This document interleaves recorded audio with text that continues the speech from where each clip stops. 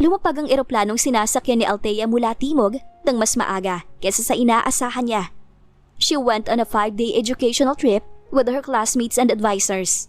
And she's somewhat tired from the seminars, tours, and some other activities they have attended that she just wanted to go home immediately, kiss her kid, and take a good rest. Pero kung kailan nagmamadali siya dahil gustong-gusto ninyang makita si Darius at si Lucas na rin, ay saka naman humarang ang kanyang daddy at ilang mga tao nito. She was a bit surprised pero nanatili siyang tahimik. Na-track marahil siya nito sa pinuntahan niyang trip o baka nagpakuha ito ng impormasyon sa kanilang universidad. Kaya sa mismong airport na ito nag-abang sa kanya. Althea! Uminit ang ulo niya nang sandaling tawagin siya nito sa kanyang pangalan. Pakiramdam kasi niya wala itong karapatang tawagin siya sa kanyang pangalan na mama niya ang nagbigay. Bumalik ka na sa bahay. Doon na kayo tumira ng apo ko. The old man sounded so sincere. Lihim na nagngit-ngit ang kanyang mga ngipin. Apo ko? Oh, why? She wondered. Bumalik sa memorya niya yung araw na dapat ay kasal niya at kung paano siya itinakwil nito dahil isa siyang disgrasyada. That time, her situation was so dark and cold. Iniwan siya ni Henry sa ere at tinalikuran siya ng sarili niyang ama. Wala nang mas lulungkot pa ron. It was very depressing that she ended up cursing them to the point that she had almost forgotten how she was related to them. Then the old man came to beg her. Anong nakain ito at tila silusuyo siya nito ngayon? It was unbelievable and pathetic. Tiimbagang siyang tumitig sa matanda ng mahabang sandali bago siya tuluyang sumagot. May tirahan ho kami. Tipid at maliwanag na pahayag niya. Althea, kung si Claire ang iniisip mo, pinalipat ko na siya ng bahay pagkatapos ko siyang ilabas sa kulungan. That kid is a bigger disappointment. Kaya sana, bigyan mo ko ng pagkakataong makasama kita at makilala ko ang apo ko. Mabilis siyang umiling. If she was a big disappointment and her stepsister was a bigger disappointment, then for her, her father is the biggest disappointment. He is so very unimaginable. Right then, nagets na niya na may kompetisyon talaga sa pagitan nila ni Claire at ama nila mismo ang promoter o organizer at kung sino man ang manaig, siyang pipiliin ito. Hindi ko iiwan ang apartment ko. My place is where my family is. Saad niya sa kananya taas noong nilagpasan ng kanyang natigagal na daddy. She's thinking of her son and she's also thinking about Lucas. Tama, itinuturing na niyang pamilya si Lucas kaya bakit niya to iiwan? Hindi niya ito pagpapalit sa totoong pamilyang tumalikod sa kanya. You have to leave that Cortez guy, Althea. Pahabol sa kanya ng matanda. Kusang pumareno ang mga paa niya, ngunit hindi na siya nag-aksaya ng oras upang lumingon. Alam naman niyang walang halaga ang idaragdag pa nito. But she's wrong. I'm going to compete with Vice Mayor Cortez in the near national election. Magkakaproblema ang mga pamilya natin kapag nagpatuloy ang relasyon ninyo ng lalaking yun. Mabilis rin niya itong nilingon. You're kidding, right? Her jaw clenched. Businessman ito at ni minsan hindi pa ito pumasok sa politiko. Ni hindi pa nga nito naranasang maging barangay kagawad. Tapos susubukan itong maging mayor? Napailing si Althea. Hindi ako nagbibiro. Sumuko na si Mr. Montes sa pakikipag-agawa ng mayor seat. Kaya ako nang napili ng partido nila. Every businessman in the city knows me very well. So I'm confident to play the game. Very soon, I'm going to file my COC. You're not going to win, Dad? Sabi niya. How sad to know that my own daughter is underestimating me. But don't worry, I have a big chance. I know. Kaya makipaghiwalay ka na sa kinakasama mo. Don't wait for it to be a swelling issue between your families. Napakagat siya sa loob ng labi niya upang mapigilan ang pagiging hysterikal. Why do you have to be so crude? Hindi makapaniwalang sambit niya. Akala niya nang sandaling lapitan siya nito, simula na iyon ang pagpapakumbaba nito. Kailangan lang sana niya ng oras upang ito ay kanyang mapatawad. But then, he's doing something more pathetic, which is another reason for her to hate him more. Ama niya to, gumagawa dapat ito ng mga bagay na ikakasaya at ikagagaan ng loob niya. But he's making it the other way around. Dismayado siyang lumabas ng terminal. Sumakay siya ng taxi papunta sa kung saan naghihintay sa kanya si Andres.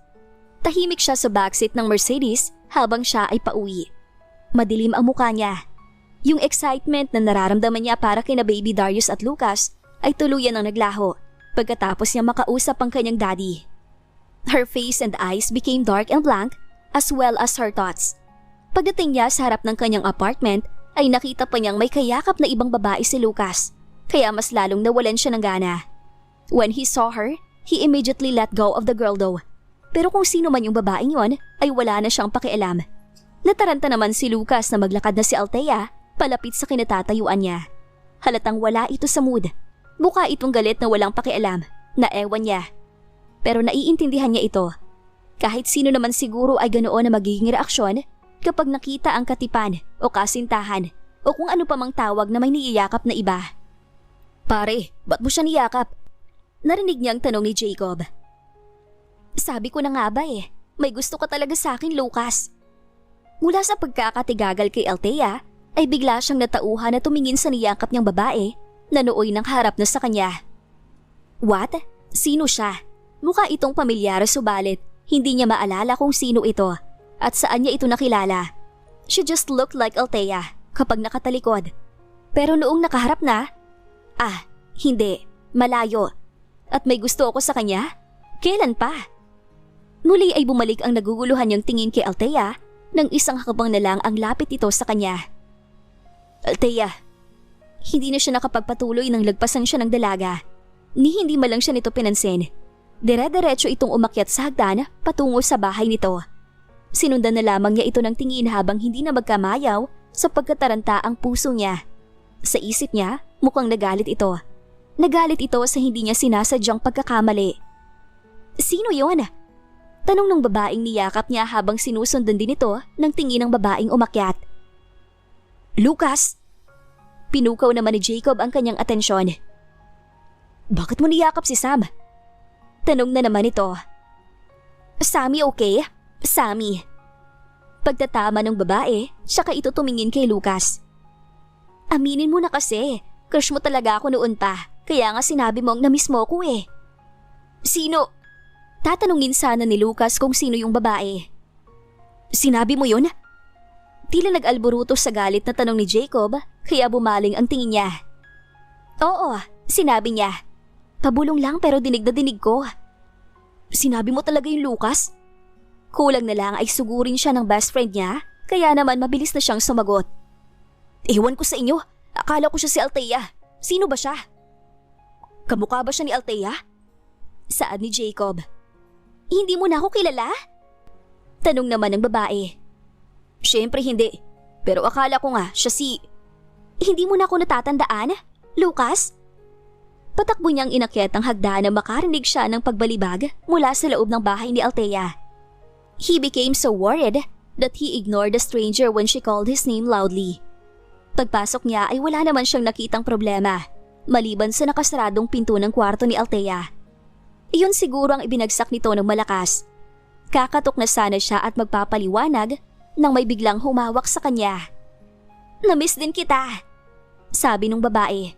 Napasigaw siya at napaalpas na parang may dumikit na ipis sa kanyang katawan. Ano ba kasing ginagawa niyo rito?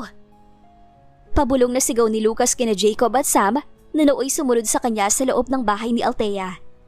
He was standing right in front of Althea's closed bedroom. Kaya pinigilan niya ang malakas na boses. Tsaka sino ba tong babaeng to? Naiinis na nagkamot siya ng tenga. Ano ba yan, Lucas? Shh! Huwag kang sumigaw! Suway niya rito. Kilala niya ito. Nararamdaman niya. Hindi niya lang matandaan kung sino nga ba ito. The girl was just as petite as Althea. Mahaba ang buhok nitong itim at maputi rin. Kaya napagkamalan niya itong si Althea.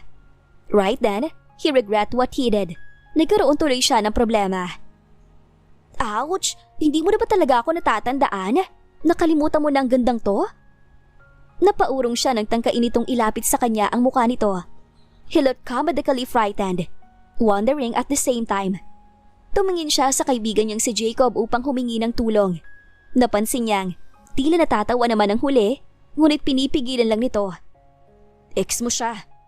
Biglang pahayag ni Jacob sa boses na sapat na upang marinig sa loob ng kwarto. Jacob said a thing which was really unexpected. Nangunot ang noo ni Lucas, tsaka niya tiningnan ng babae mula ulo hanggang paa at pabalik sa muka. Hindi, imposible. He shook his head with a horrible stare at the girl who tried to throw cuteness towards him. Nawindang siya. Parang ito lang si Althea kapag nakatalikod. Pero kapag nakaharap na, imposibleng magkagusto siya sa babaeng ito. She's not that bad. But she's not his type at all. Not at all. Sa pagkakatanda ko, wala akong niligawang kamukha niya. Oo, kasi hindi mo natatandaan. Mabilis na sumbat ng kaibigan niya. Mabuti na lamang at naglaylaw ng kaunti ang boses nito. Naging kayo nung high school. Nabagok lang ang ulo mo kaya nagka-amnesia ka, kaya hindi mo siya natatandaan. Classmate natin siya noon. Tumangutango ang babae habang nagsasalita si Jacob. Tuwing founding anniversary magka-partner kayo sa sayaw. Partners na naman kayo ng mga proms. Naging kayo ng 4th year tayo. Ako nga dapat ang maliligaw sa kanya eh. Kaso ikaw ang gusto niya, kaya nagbigay ako ng daan. As Jacob was saying the last line, gulat na napatingin dito ang babae. Nagulat din pati si Lucas. Totoo ba yan? Tanong ng binata. It might be true, kasi totoo namang wala siyang natatandaan sa mga alaala niya bago siya nag-17 years old. At bata pa siya nung high school, maaaring iba pa ang taste niya noon pagdating sa mga babae. Siyempre hindi. Sagot ni Jacob sa kaitong umisi. Lucas' face instantly turned furious. Kung hindi lang niya ito kaibigan, baka nasuntok na niya ito. Habang yung babae ay napanguso na lang nang tumingin ito kay Jacob. Siya talaga yung lakas loob na niligaw sa'yo. Hey! Hindi yan totoo! Mula 1st hanggang 4th year, hinahabol mo si Lucas. Naawa lang siya sa'yo kaya sinagot ka niya at naging kayo ng 2 araw bago tayo graduate. For your information, ako ang nakipag-brace sa kanya kasi kailangan ko umuwi ng probinsya noon. Sa pagkakatanda ko, hindi ganun ang nangyari. Wala ka naman nung nag-usap kami. Ang pagtatalo ng 2 kaharap ni Lucas ay naputol nang bumukas ang pinto sa kanilang tabi. Natigagal si Lucas na makita na ang mukha ni Althea. May hawak itong towel at bathrobe. He was about to say something when she spoke. Kunin mo na si Darius kay Nelia. Okay. Nawala na siya ng pagkakataong magsalita pa dahil tumuloy na si Althea sa kitchen at pumasok sa bathroom. Sinundan na lamang niya ito ng tingin. Kaano-ano mo ba yun? Tanong sa kanya ni Sam. He ignored her kaya si Jacob na lang ang sumagot dito. Asawa niya. Ano? Ba't di mo agad sinabing may asawa na pala siya? Nagtanong ka ba? Lucas completely ignored the two when they continued their arguments. Hinintay niya ang paglabas ni Althea mula sa bathroom. It's obvious for him that she's angry or maybe upset of what he did. He's really so careless. Nang dumating na ang oras na lumabas ito mula sa bathroom, nilakasan na niya ang loob niyang kausapin ito. Althea. Sinalubong niya ito upang pigilan sa paglalakad. Sabi ko, kunin mo si Darius. Ano, nasa bahay kasi siya. Napakamot siya ng ulo. Sige, kukunin ko na. Sagot niya sa dalaga. Takot lang niya na baka lalo itong magalit kapag hindi niya ito sinunod. He's prepared to leave when she spoke again. Di bale, ipapasundo ko na lang siya kina Nelia at Andres. Mag-empake ka na lang ng mga gamit mo at umalis ka na. Natigilan naman si Lucas nang marinig ang sinabi ni Althea. Naging tahimik ang paligid. Nagulat din kasi yata yung 2 bisita na abala sa pagtatalo noong mga oras na yon. Kaya napatahimik din ang mga ito. Lucas was shocked. For a moment, walang lumabas na salita mula sa kanyang bibig dahil sa pagkabigla. Subalit mabilis siyang gumalaw nang papasok na sana sa loob ng kwarto si Althea. Pinigilan niya ang pagsara nito ng pinto. She stared at him furiously. Gayunpaman, nilabanan niya ang kaba at takot niya. Galit ka ba? Dahil ba dun sa nakita mo sa labas? I swear, nagkamali ako ng niyakap na babae. Akala ko ikaw yun. Kailan ba ako nagsuot ng bestidang bulaklakin at nagtali ng buhok na pataas? At kung ako talaga yon, ba't mo naman ako yayakapin? Automatic na nangunot ang kanyang noo. Why does she have to ask that kind of question? It's as if he's not allowed to hug her. Hindi ba niya ito pwedeng yakapin? Kailangan ba ng katanggap-tanggap na rason bago niya gawin yon? Can't he hug her anytime? Anywhere? Aniya sa sarili. Lucas, umalis ka na. Napatitig siya ng malalim sa mukha ng dalaga, habang ito ay hindi makatingin ng diretso sa kanya. He began to ask why on his mind. Kung yun lang pagyakap niya sa maling babae, napakababo naman yatang dahilan upang paalisin siya nito. Bumalik ka na sa inyo. Kalimutan mo na yung tungkol sa atin at sa ilang milyon. Bumalik ka na sa dati mong buhay. Care to tell me why? He begged for it. Nagalit ba talaga kita na dahil doon? Then I'm sorry. I really thought she was you. Excited lang ako makita ka kayo na makita ko may babae sa tapat ng hagdan mo. Inisip kong ikaw na yun. Sorry kung hindi ko kabisado ang mga get-up mo. Sorry kung hindi ako aware sa mga isinusuot mo. At hindi. Pasensya na, Althea. I don't want to be with you anymore. Hindi niya alam kung bakit, pero para siyang sinuntok sa puso nang marinig ang mga katagang iyon mula sa dalaga. Hindi siya nakapagsalita. Gusto pa niyang tanungin kung bakit, ngunit iyon na mismo yung sagot. Sinabi na nito, ayaw na siya nitong makasama. That's it. And it doesn't one feel like it's a joke. He could feel her seriousness. Naisip ko, ilang buwan na tayong magkasama. Pero wala namang progreso eh. Na-develop ka ba sa akin? Hindi naman, di ba? Althea. Something blocked his throat kaya hanggang dun lamang ang kanyang nasabi. I'm setting you free. Go back to your parents and be their best son. They need you and your support. Ayaw na kitang makita pa. Wala na siyang lakas na itulak pa ang pinto kaya hinayaan na lang niya iyong isara ni Althea at ilak. Wala siyang nasabi. Actually, may dapat siyang sabihin. Subalit wala na rin siyang lakas ng loob at pagkakataon. Siya ang may atraso, kaya sa kanilang dalawa, si Althea ang dapat na masunod. Wala siyang magagawa.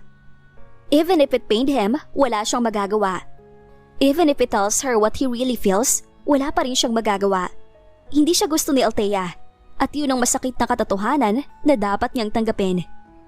Paano iiwasan ni Lucas si Althea kung umiibig na siya sa dalaga?